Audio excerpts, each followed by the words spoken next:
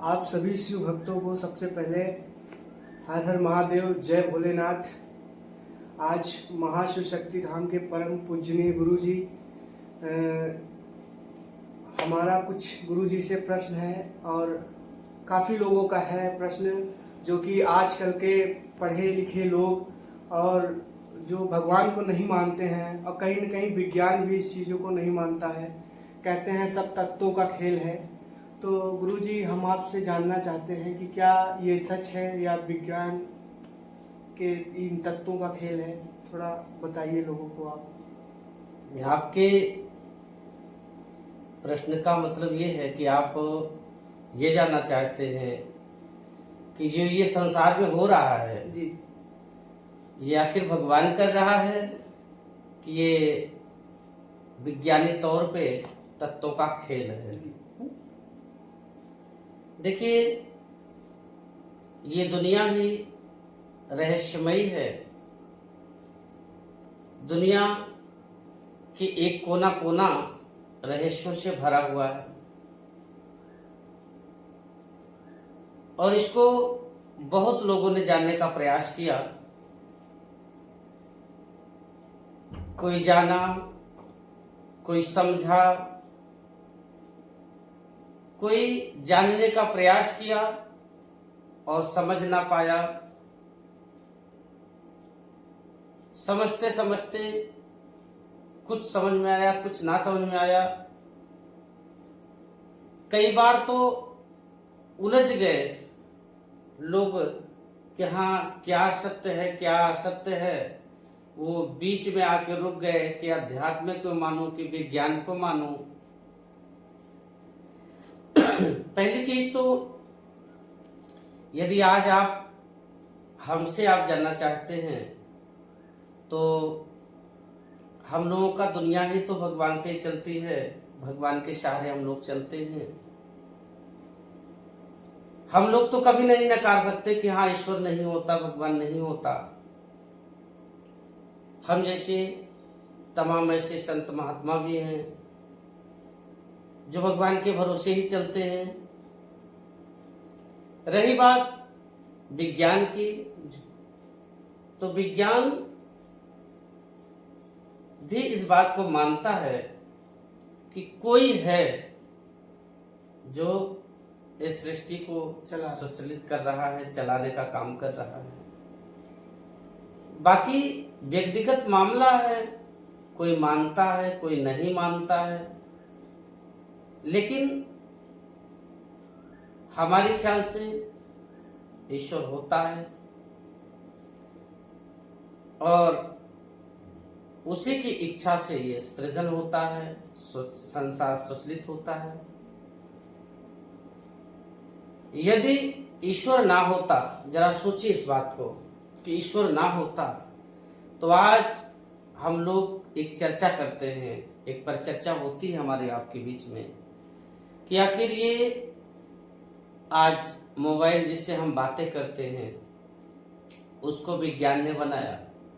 जिस साधन का प्रयोग करते हैं, चाहे वो जहाज हो, चाहे वो दूसरी गाड़ी हो, सब हम आपके द्वारा बनाया गया।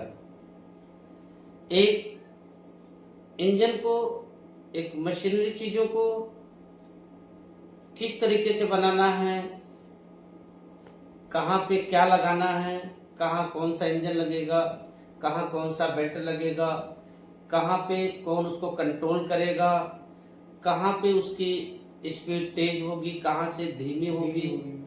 ये सारा सिस्टम एक ज्ञानी पुरुष के द्वारा, विज्ञान तत्व के द्वारा इसको बनाया गया और बनाने के बाद उसको बढ़िया से चलाया गया। आज जरा सोचिए, इस प्रकृति की ओर भी एक बार नजर उठा के आप देखिए कि आखिर ये हमारा हाथ किस डिजाइन का होना चाहिए। नाक कहाँ लगनी है, कान कहाँ लगना है, आंख कहाँ लगना है, दांत कहाँ लगना है, कैसे खाएंगे, कहाँ भोजन जाएगा, कहाँ पचेगा, कैसे बाहर कहाँ से निकलेगा, आगे सृष्टि का संचालन कैसे होगा, पेड़ पालो, पशु पंछी कहाँ पे किसका रंग क्या होगा, कहाँ पे कैसे रूप किसका होगा, कहाँ हरियाली रहेगी, कहाँ पानी चलेगा, कहाँ पहाड़ बनेगा, कहाँ समुद्र बनेगा, सूरज का जो ये चक्र है आखिर कैसे घूम रहा है। ये विज्ञान कहता है कि एक तत्व है, एक मैग्नेटिक फील्ड है जिसकी वजह से ये सब कुछ हो रहा है। कुछ तत्व है, उस तत्वों के आधार पे हो रहा है। लेकिन मेरा कहना है कि मैं इस बात से सहमत हूं कि तत्व का ही खेल है। भाई विज्ञान ने खोज किया, तत्व को खोजा और तत्व को पता चल गया, और 2 तत्व, 3 तत्व, 4 तत्व, 5 तत्व मिलाने से दूसरा रसायन हो जाता है, दूसरी क्रिया हो जाती है। मैं इस बात को सहमत हूं। लेकिन जरा सोचिए कि आखिर विज्ञान ने जिस तत्व की खोज किया, तो विज्ञान ने तत्व की खोज किया है जी, विज्ञान ने तत्व की खोज किया है। अब उस विज्ञान से थोड़ा सा कहा जाए कि थोड़ा एक सीढ़ी और ऊपर चढ़िए आप, कि आपने तत्व की खोज तो किया जी, लेकिन तत्व को बनाया किसने? आखिर उस तत्व को भी तो, जब दुनिया की हर चीज किसी के द्वारा बनाई गई है। आज जहां हम बैठे हैं, इस सीट को भी किसी ने बनाया होगा। जो वस्त्र हम लोगों ने पहन रखा है किसी ने बनाया होगा। माइक, बाजा, टेंट, घर, गाड़ी, सब कुछ किसी ने बनाया होगा। तो हमारे शरीर को भी किसी ने बनाया होगा, इस दुनिया को भी किसी ने बनाया होगा। सूर्य, चंद्रमा, तारे, पेड़, पौधे, न जाने कितने प्रकार की पंछियां, जीव जंतु, जुगनू, हमारे यहाँ एक कीटा होता है, कीट होता है, छोटा सा होता है। अब सोचिए कि अब विज्ञान की माने तो उसमें सेल लगना चाहिए जी, विज्ञान की माने तो उसमें सेल लगना चाहिए, बल्ब लगना चाहिए। लेकिन देखिए ईश्वरीय माया हमारे अंदर तो कहीं नहीं जल रहा, किसी दूसरे पंछी के अंदर नहीं जल रहा, लेकिन एक छोटा सा पतंगा है, कीट है। आप रात में बहुत निहारिएगा तो बड़ा अच्छा लगता है। जिस वृक्ष पे वो लोग बैठ जाते हैं, वो वृक्ष बिल्कुल एकदम लाइट की झालरों की तरह जो है चमकने लगता है, जगमग हो जाता है, रातों में बहुत खूबसूरत लगता है। तो वो अपने आप जल रहा है, बुझ रहा है, जल रहा है, बुझ रहा है। यहाँ तो कहा गया कि बिना स्विच का काम ही नहीं होगा, लेकिन जैसे कि वो उस कीट में स्विच लगाने वाला कौन बैठा है? वो खुद से तो लगा नहीं लिया, या खुद से नहीं लगा लिया, और किसी वैज्ञानिक ने भी उसमें तो फिट नहीं कर दिया। हाँ, तत्वों का खोज कर सकते हैं कि ये पारा है या कुछ दूसरा तत्व है उसमें जो होता है। मैं मानता हूं कि उसमें तत्व है, लेकिन उस तत्व को उसमें किसने फीड किया, उसमें ही क्यों फीड किया? दूसरे में भी कर सकता था जी, बिल्कुल, लेकिन उसमें फीड किया है, और वो ऐसी प्रक्रिया हो रही कि वो जलने का काम कर रहा है। मोर पंछी को ले लीजिए, कितना खूबसूरत नजारा दिया। हमारे आपके घर में साल 2 साल पेंटिंग हो जाती है, उसके बाद वो धीरे धीरे खराब होने लगता है। लेकिन एक मोरपंख ले लीजिए, बचपन से लेकर वो बुढ़ापे तक वही रूप, वही रंग रूप में रहा है। ना कभी साबुन लगा उसमें, ना कोई दूसरे केमिकल लगे, ना दूसरी बार उसकी पेंटिंग की गई, वैसे के वैसे बना हुआ है। समय आने के बाद तमाम पंछियों का कलर अपने आप बदल जाता है। बचपन में कुछ और रहता है, बुढ़ापे में कोई और हो गया। ये बदलने का भी प्रक्रिया अब विज्ञान पे तो तत्व का आधारित कर रहा है, मैं मानता हूं। लेकिन तत्व को बनाने वाले को भी एक बार खोजा जाए कि आखिर कौन हो सकता है जो तत्व को बनाया है। जो तत्व को बनाया है शायद हम लोग उसी को ईश्वर मानते हैं, और हम लोगों ने तो बहुत अनुभूति की है ईश्वर की, कि सच में वो ईश्वर है। लेकिन प्रश्न आता है कि लोग ईश्वर को खोजते हैं कि ईश्वर कहाँ है, ईश्वर का रूप स्वरूप क्या है। तो ईश्वर का कोई रूप स्वरूप नहीं है। हम ही ईश्वर हैं, आप ही ईश्वर हैं। ये जो इस सृष्टि का एक नजारा है, संपूर्ण सृष्टि ही ईश्वर का स्वरूप हम मानते हैं, कि संपूर्ण सृष्टि ही ये ईश्वर का स्वरूप है। इतना विशालतम है कि इसके रूप को कल्पना कर पाना हमारे आपकी बस की बात नहीं है कि स्वरूप इसका विशाल है। और इसके विषय में कहा गया कि भाई ये तो इच्छाधारी है, ये तो निर्विर निराकार है, जिस रूप में जो देखा उसको वो मिला। जैसे हमारे यहाँ एक बहुत पहले किताब में कहानी मिलती है कि एक गांव में एक हाथी आया। एक गांव में एक हाथी आया और दूसरे गांव में 7 अंधे थे।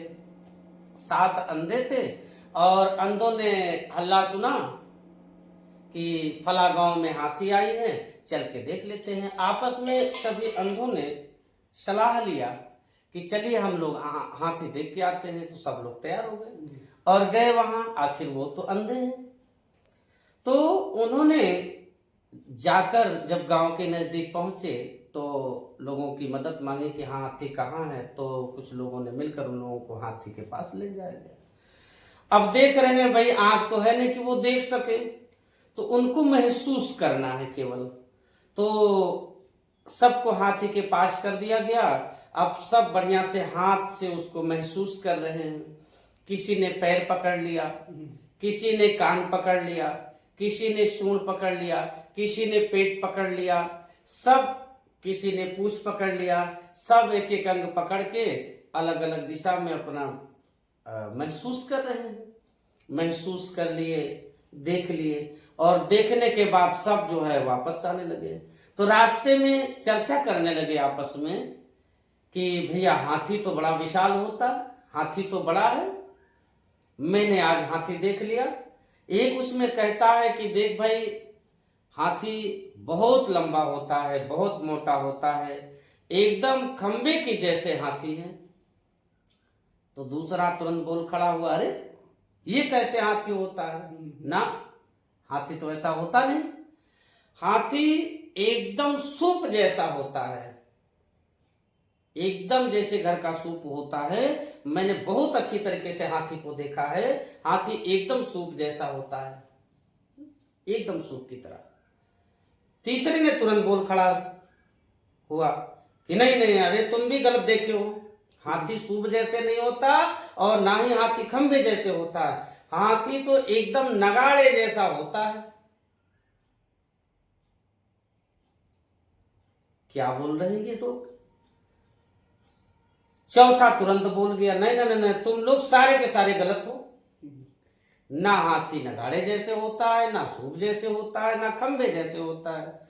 हाथी तो केवल और केवल झाड़ू जैसे होता है। मैंने खूब अच्छी तरीके से छू के देखा है, महसूस किया है, खूब मैंने देखा है। एकदम हाथी झाड़ू जैसे होता है, झाड़ू से बिल्कुल अलग नहीं है। पांचवा कहता है तुम भी गलत बोल रहे हो, हाथी झाड़ू जैसा नहीं होता। हाथी को तो मैंने देखा। इसी तरीके से सब लोग अपने अपने अनुभव को, जैसे जिसको जो अनुभव मिला, और हरि भी कहता है ये बात कि जो जिस दृष्टिकोण से मुझे देखेगा उस दृष्टिकोण से हम उसके सामने प्रकट हो जाएंगे, उस दृष्टिकोण से उसकी मदद करेंगे, उससे मिलेंगे। और वैसे भी हमारे पूर्वजों ने भी ये बात कही है कि माना तो देव नहीं तो पत्थर ही है। तो पत्थर में भी भगवान, जैसे कि कहा जाता है कि वो ईश्वर कण कण का विराजमान है, कण कण में विराजता है। वो कण, कण का मतलब शायद आप भी समझते होंगे। कण, कभी आपके घर में खिड़की के एक कोने से थोड़ी सी धूप आ रही हो, धूप थोड़ी सी आ रही हो, वो प्रकाश आपके घर के भीतर आ रहा हो, तो आप देखेंगे प्रकाश तो दिख रहा होगा। उस प्रकाश में देखेंगे तो बहुत छोटे छोटे कण उड़ रहे होते हैं, जो कि आम जगह आपको दिखाई नहीं देते हैं, जबकि होता है, हर जगह कण होता है तो दिखाई नहीं देता, लेकिन उस धूप की रोशनी में आपको कण उड़ते हुए दिखाई देंगे। सोचिए कि जो कि ऐसे ही मुझे दिखाई नहीं दे रहे, ये नहीं कि मेरे कहने का मतलब कि वो बहुत छोटा है, तो उसमें भी कहा गया, उसी का नाम रखा गया कण। तो कण में भी ईश्वर का वास है। तो जब कण कण में ईश्वर का वास है तो इसका मतलब कि हर जगह ईश्वर का वास है। अब बस मुझे महसूस करने की जरूरत है, मुझे यहां समझने की जरूरत है, मुझे उसको पाने की जरूरत होती है, उगाने की जरूरत होती है। जब हमारे अंदर एक ईश्वर की पाने की भावना उत्पन्न होती है, जागृति होती है, तो ईश्वर अपने आप आपको महसूस होने लगता है। जब आपको महसूस होने लगता है तब आप भी तैयार हो जाते हैं कि हाँ ईश्वर है। आपके ऊपर कृपा आनी चालू हो जाती है, कृपा से महसूस हो जाता है कि हाँ ईश्वर है। आपके जीवन में कुछ बदलाव आने लगेंगे, कुछ समझ अलग हो जाएगी। जैसा आप पहले थे वैसे आप आज नहीं हैं। कुछ ऐसी अनुभूति मिलने लगेगी कि खुद पे खुद एहसास होने लगेगी कि आप ईश्वर हैं। अब कोई बोले कि नहीं हम मानेंगे कब, पहले दिखाओ तो ये दुनिया की कोई ताकत नहीं है जो आपको दिखा सके। जैसे कोई बोले कि हम पहले तैरना सिखा दो फिर हम पानी में कूदेंगे, तो दुनिया का कोई व्यक्ति नहीं कि जो बिना पानी में कूदे आपको सिखा देगा। आपको कूदना तो पड़ेगा पानी में जी, तभी आप देख पाएंगे। दूध ले लीजिए, सब लोग जानते हैं, कोई किसी से ये बात छुपी नहीं है कि दूध में घी नहीं होता। सब लोग जानते हैं कि दूध में ही घी है। लेकिन अभी कोई बोले कि दिखाओ, किसी को कोई कहे कि निकालो, तो शायद कोई नहीं निकाल पाएगा जब तक कि उस पर एक क्रिया नहीं होगी। जब क्रिया के भीतर हम घुसेंगे तब वो कुछ समय के बाद वो घी अलग हो जाएगा, घी उस दूध से निकल जाएगा। लकड़ी में अग्नि छुपी होती है, अग्नि होती है, लेकिन अभी कोई दिखाए तो नहीं दिखेगा। जब तक उस पर क्रिया नहीं करेंगे तब तक नहीं दिखेगा। ठीक उसी तरीके से ईश्वर रोम रोम का वासी है, ईश्वर कण कण का वासी है, ईश्वर हम में भी है, आप में भी है, संपूर्ण जगत में है। जब आप की भावनात्मक क्रियाएं ईश्वर की गति पर चलती हैं, ईश्वर की ओर चलती हैं, तब आपको ईश्वर महसूस होने लगता है, तब आपके ईश्वर की सत्ता का पता होने लगता है और आपको पता चल जाता है, आपका मन भी मानने को तैयार हो जाता है कि हाँ इस जगत में ईश्वर हैं।